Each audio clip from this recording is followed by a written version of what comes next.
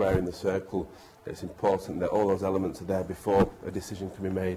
And again, at the centre of that circle is a person's right to have control over their own destiny and to govern themselves through the doctrine of autonomy.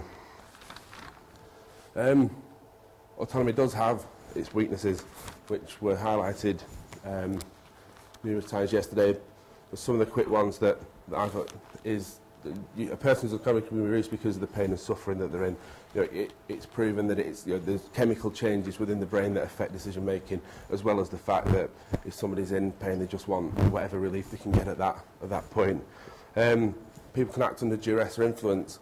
The stories of family members kind of pushing somebody through the process of an assisted suicide or preparing things. It's blurring the lines between assisting and then becoming an overt criminal act. The influence, building on some of the things from the last presentation, that the media are very influential, especially the red tops. They jump on they jump on stories, they sensationalise, and people are influenced by that. So it may be that it's not actually their decision, it's something that they've read, that they'll never find a cure to their disease that they're suffering from, or that if they've read that somebody else's quality of life deteriorated so badly that they saw no purpose or future in going on. So there's all external influences pressing on, as well as duress from loved ones and family members. There's always issues with age, whether it be through old age, where there's concerns about some cognitive impairment, which we'll come on to later, or the young, whether it be those that are under 18, 16, depending on the jurisdiction, or how do you act upon neonates who can't express any emotion or how they feel apart from crying.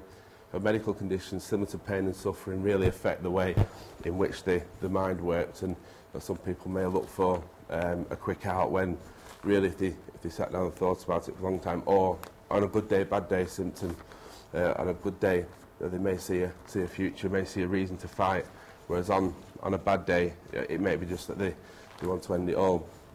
So giving the individual so much control over their destiny obviously does have its own issues. And also with mental and cognitive impairment, people that are in comas, persistent vegetative states, people who have learning difficulties, the decisions are taken away from themselves automatically because they can't fulfil the role of being autonomous, because they can't either express their true feelings or opinions, or the condition dictates that they're not able to. But saying that, I obviously still support the role of autonomy, specifically within the assisted suicide framework.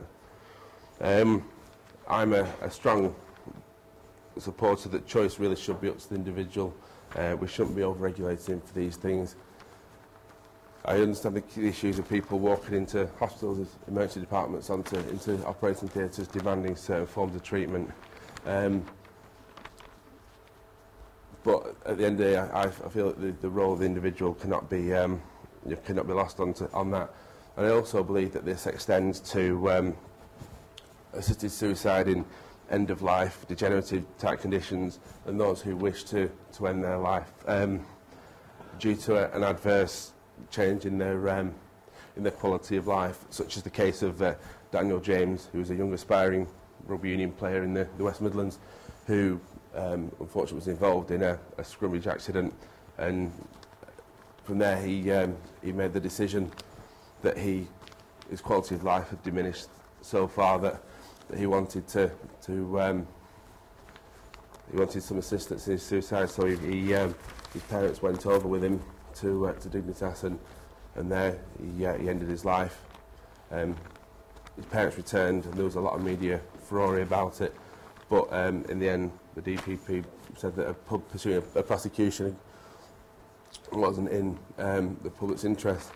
Again, it seems to be that public opinion on assisted suicide in the UK is really starting to swing. There was a study in 1996 which was predominantly physicians, but included some of the wider general public, and from that 82% of the respondents supported the current legal position as seen in the 1961 Suicide Act. Whereas a recent study that was commissioned by the BBC, which supported the recent Terry Pratchett Richard Dimbleby lecture, which whilst you're in the UK you can watch it on I think you can watch it on the iPlayer still if it's within 7 days, found that 48% supported assisted suicide, even as far as in the quality of life scenarios. 49% were against it still, and there was a small margin of people who were undecided or didn't know. But interestingly, 73% of all the respondents to the BBC survey now supported assisted suicide in end-of-life situations, which is quite a significant flip from a study 13 years previous. Does this mean now that suicide is becoming more socially acceptable? I've been reading now how it's within Switzerland and the Netherlands, it's becoming more and more socially acceptable. It's certainly not a social norm to that point yet, but it's becoming more and more acceptable. You know, what would it take in this country for it to become more socially acceptable? Is it a complete change, or is it some guidance from the European Union which devolves down? Is that something that could ever be achieved? Could there ever be a pan-European framework for assisted suicide?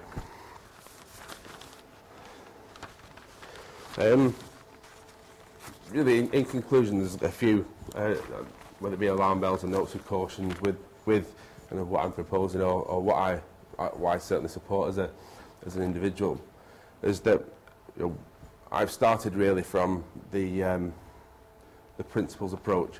You know, it's certainly not an end, and I wouldn't even thought it was a means to an end, but I think it is if we're looking for a springboard for European bioethics, if we can all start in the same place, you know, we've all got the same springboard to kind of go away and work with our own countries and work with the topics that each group will be working with to really try and find some kind of consistent approach from the beginning, and then let's see where that goes.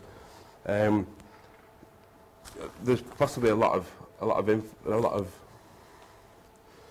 inference within this workshop of finding a European solution, a single European ideology as to where we want to be. Maybe again building on the talk earlier, where I think it was Andy's talk, where they mentioned of bioethics and people don't necessarily know what you mean. I'm quite sure that we've all come into bioethics through completely different routes. Mine was from a very legalistic route, but there's some natural philosophers here. So we're all coming in, it's multidisciplinary. We need to promote the teaching of bioethics globally, and then let's see where we end up.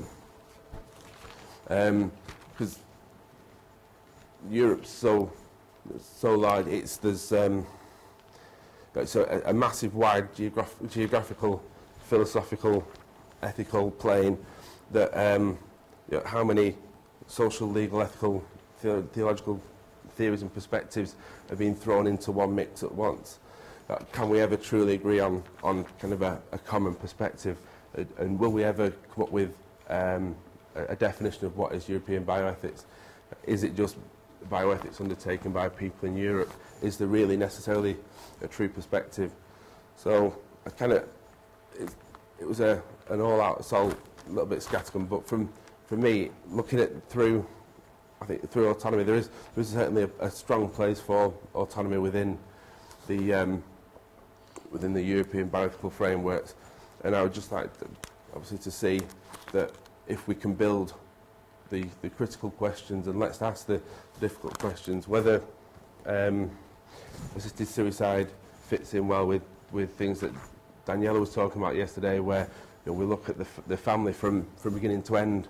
Do we look at from assisted reproduction to assisted death? Is there a spectrum there that really somebody in Europe can get the teeth into and really